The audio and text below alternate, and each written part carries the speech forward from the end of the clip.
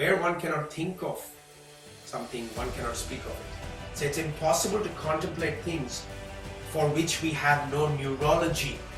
We influence our reality by our observation, and reality is always, without exception, affected by another human being. You carry inside your body the same information that's present in the gigantic hologram that creates the whole universe. So think of this, right? There's a lot of dots. There's a lot of dots that live together. There's a town called Dotsville, okay? And then you have all these dots that live there. There's a town called Dotsville, and everybody lives in there are dots. It's a two-dimensional reality, and so these guys are all dots, or dots. Okay. You can notice, there are different colors, different dots. There's lots of different dots there, different colors, and it's a growing town. It's a growing town. They have different colors. They're all two-dimensional dots. And one day, a new dot came into town, and he said, "Hi, I'm a new dot."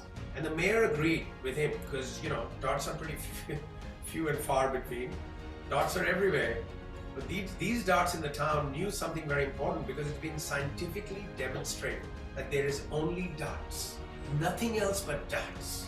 And if you believe anything else but dots, you're delusional yourself, because scientific experiments have proven that there's only dots. So dots were very successful at this time.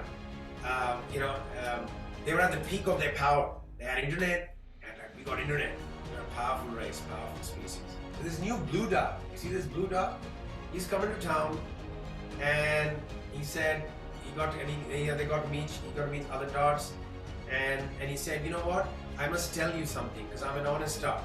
He got to trust the other dots, and he felt good because Dotsville is a great little town, and being an honest dot, he said, "I must tell you the truth." He said, I'm not really a dot. I said, "I'm not really a dot. I will tell you the truth." So all the dots start talking about it.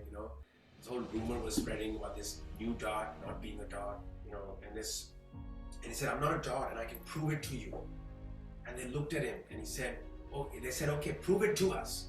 So he laid himself down, and he stood up, and then he laid himself down, and he stood up. And they said, "What kind of trick is that?" And they said, "You've obviously hypnotized us. You've used mass hypnosis, and you've caused us to believe something that just isn't true, because everybody knows that dots is all there is.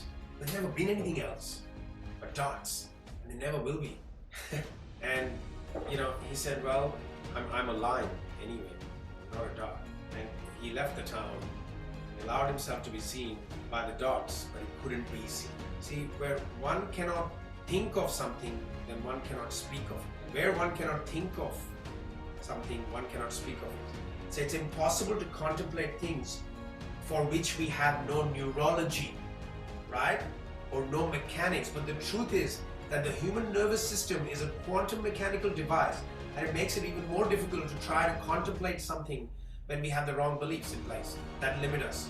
We're already limited by our five senses as it is, which perceive only a small portion of reality. And on top of that, if we have limiting beliefs, then we've limited ourselves even more. Now my question is, are our senses limited because they are limited by themselves, or we limit them because we do not expect them to perceive anything more than what they can do? So would it be fair then to postulate that we influence reality by our observation? We influence our reality by our observation, and reality is always, without exception, affected by another human being. Let me put that again. Our reality is always being affected by the observation of another human being, or by our observation of our reality.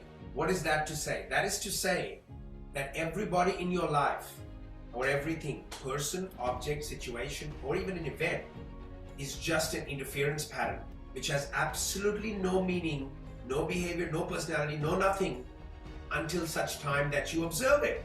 I think we've safely arrived at that conclusion. And when you observe it, it becomes in a certain way according to the act of your observation. Hopefully your headache is going. Now, the professor at Stanford University, let's say that again. We influence our reality by our observation, and our reality is always being affected by the observation of another human being, and also by our observation of other human beings and of reality.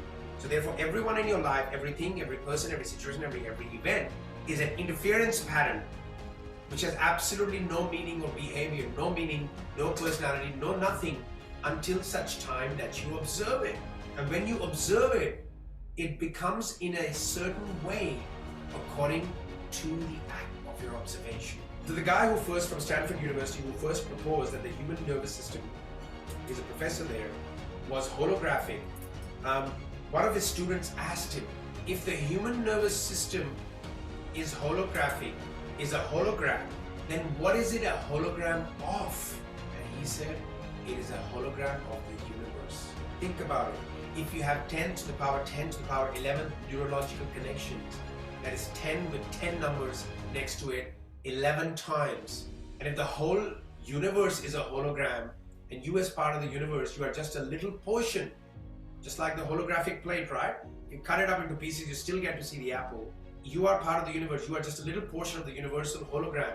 As such, this is important, you carry inside your body the same information that's present in the gigantic hologram that creates the whole universe.